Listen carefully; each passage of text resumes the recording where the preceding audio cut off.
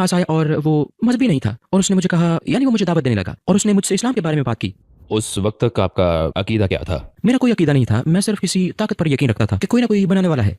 फिर उसके बाद उसने मुझे वीडियोस दिखाई, जाकिर नाइक, अहमद दीदात, यूसुफ एस की। वो मुझे ये वीडियोस दिखाता था और मुझे याद है कि एक दिन वो मुझे तरावी के लिए ले गया। मैं नहीं जानता था कि ये क्या है, उसने सिर्फ इतना कहा, हाँ आओ। ये एक बहुत मुश्किल आगाज था। ये तो है, ये एक मुश्किल आगाज था और उन्होंने 8 नहीं बल्कि 20 पढ़ी। वो बार बार उठ खड़े होते, मैं सोचता था चलो शायद ये आखिरी हो, और फिर बार बार मुसलसल। मुझे अच्छा नहीं लगा, मुझे बिल्कुल समझ नहीं आ रही थी। तो हाँ, मैंने वो पढ़ी और फिर उसके बाद उसने मुझे वीडियोस दिखाई और मुझे ये दिलचस्प लगी क्योंकि उन दिनों मैं खुद सोच रहा था, मैं सोचने की कोशिश कर रहा था कि मेरा मकसद क्या है, अगर मैं मर जाऊं तो क्या होगा। और मैं बहुत तजस्सुस में था, तो मैं सोचता था अगर मैं मर गया तो ये बड़ा दिलचस्प होगा, जैसे बाद में क्या होगा या इसके बाद क्या होगा। मैं बहुत मुतजस्सिस था, लेकिन मैं सोचने की कोशिश कर रहा था क्योंकि मुझे समझ आ रही थी कि मैं हकीकत में खुश नहीं हूँ।